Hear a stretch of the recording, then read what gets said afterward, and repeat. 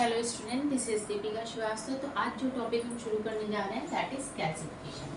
Calcification का मतलब क्या होता है? Calcification term related to the calcium. हमें पता है हमारी बॉडी में दो जगह कैल्शियम पाया जाता है, एक तो हमारे टीथ में और दूसरा हमारी बोन में।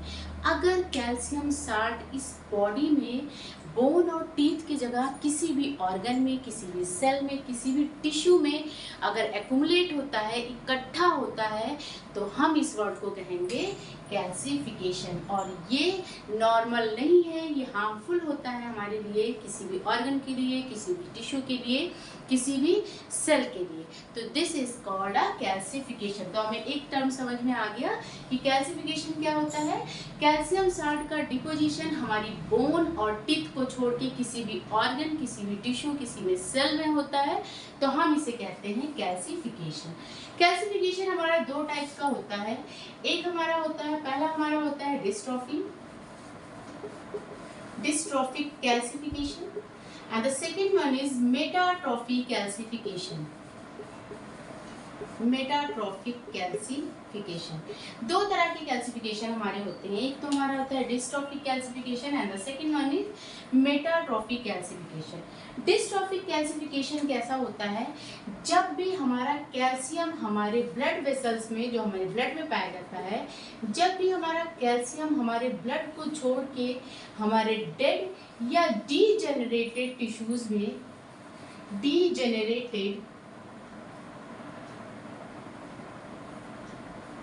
जनरेटेड टिश्यूज में इकट्ठा होते हैं, एक्यूमुलेट होते हैं, तो ऐसे कैल्सिफिकेशन को हम क्या कहते हैं? Dystrophic calcification. मतलब कि कैल्शियम साल्ट हमारा किस में डिपॉजिट होता है? किसी भी डेड या डाइंग सेल में, डीजनरेटेड सेल में, टिश्यू में इकट्ठा होता है, एक्यूमुलेट होता है, तो हम ऐसे कैल्सिफिकेशन को कहते हैं डिस्ट्रॉफिक कैल्सिफिकेशन। सेकेंड हमारा आता है मेटाट्रॉफिक कैल्सिफिकेशन। मेटाट्रॉफिक कैल्सिफिकेशन क्या होता है? इसमें हमने क्या देखा कि हमारी सेल्स कैसी है, हमारी टिश्यू कैसी है? डेड एंड डीजेनरेटेड है।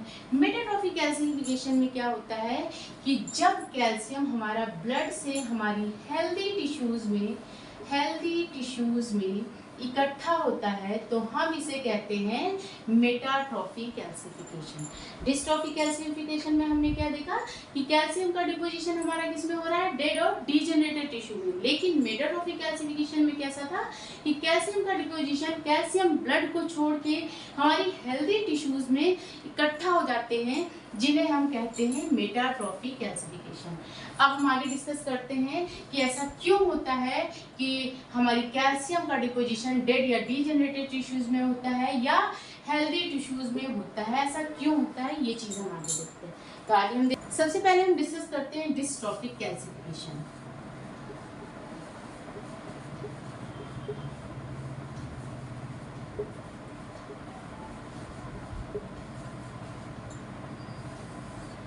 डिस्ट्रॉफिक कैल्सिफिकेशन, जैसे कि हम लोग पहले डिस्कस कर चुके हैं कि कैल्शियम साल्ट का डिपोजिशन हमारे डेड या डीजेनरेटेड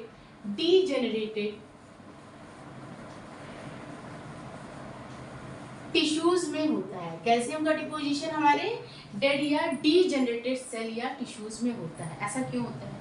सबसे पहले हम जानते हैं कैल्शियम हमारे दो चीजों की तरफ अट्रैक्ट होता है। कैल्शियम हमारा दो चीजों की तरफ अट्रैक्ट होता है।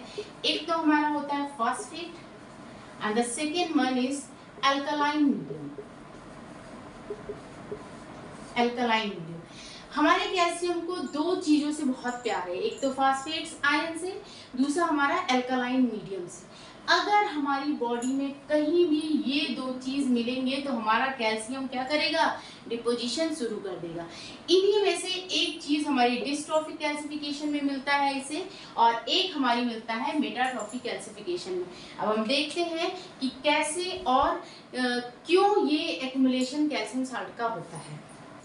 जैसा कि हमने पढ़ा डेड एंड डीजेनरेटेड सेल में, टिश्यूज में डिस्ट्रॉफिक कैल्सिफिकेशन होता है। कैल्शियम का डिपोजिशन हमारी डेड या डीजेनरेटेड टिश्यूज में होता है। सेल हमने डिस्ट्रॉफिक कैल्सिफिकेशन में क्या पढ़ा कि जब भी कोई सेल रैप्चर होती है, बिखरने वाली होती है, टूटने वाली होती है, बस्ट आउट होने वाली होती है, तो उसके सेल से, उसके सेल मेम्ब्रेन से फास्फोलिपिड रिलीज होता है और इसी फास्फोलिपिड पे फास्फोलाइपेज एंजाइम एक्ट करता है जैसे ही फास्फोलाइपिड एंजाइम हमारा फास्फोलिपिड पे एक्ट करता है, ये जनरेट करता है किसको, फास्फेट आयन को। और हमने पढ़ा कि कैल्शियम लव्स फास्फेट आयन, तो कैल्शियम क्या करेगा, फास्फेट आयन के साथ बाइंड होके कैल्शियम फास्फेट बना लेगा और एक्युमुलेशन ऑफ कैल्शियम स्टार्ट हो जाएगा। This is the pathogenesis of dystrophic calcification.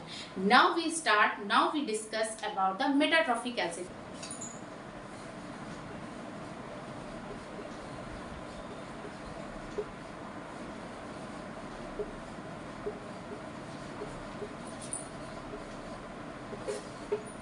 Metatrophic gasification, जैसे कि हम लोग ने पहले ही डिस्कस किया है और हमने पढ़ा है कि मेटाट्रॉफिक गैसिफिकेशन क्या होता है, deposition of calcium in healthy tissue.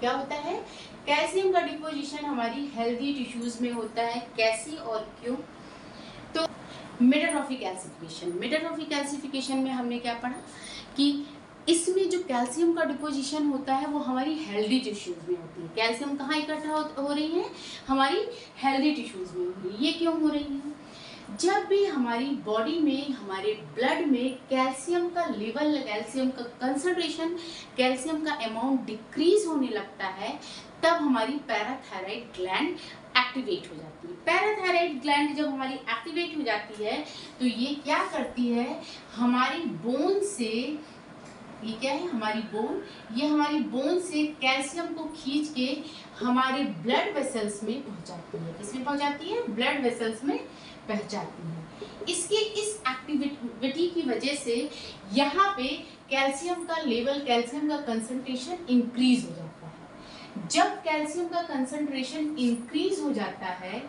उस टाइम कैल्शियम का कंसंट्रेशन क्या हो गया, इंक्रीज हो गया। अब क्या होगा, जो बढ़ा हुआ अमाउंट कैल्शियम का है ये क्या होगा, एक्स्ट्रा हो गया, ओवरफ्लो करने लगा। तो ये क्या करेगा, जिधर भी अल्कलाइन मीडियम होगा, जिधर भी अल्कलाइन मीडियम होगा, जो भी ऑर्गन हमारा एसिड लूज करेगा, अल्कलाइन एसिड लूज करेगा, फॉर एग्जांपल हमारे हार्ट की वॉल्व्स, हमारी किडनी, हमारे स्टमक, वहाँ पे क्या होता है, अल्कलाइन मीडियम होता है। उधर ये कैल्शियम हमारा जाके अट्रैक्ट, उधर हमारा कैल्शियम जाके अल्कलाइन के साथ कंबाइन करके कैल्शियम फास्फेट बना लेगा। क्या बना लेगा, कैल्शियम फास्फेट बना लेगा। और इस तरह से एक्युमुलेशन ऑफ कैल्शियम शुरू हो जाएगा।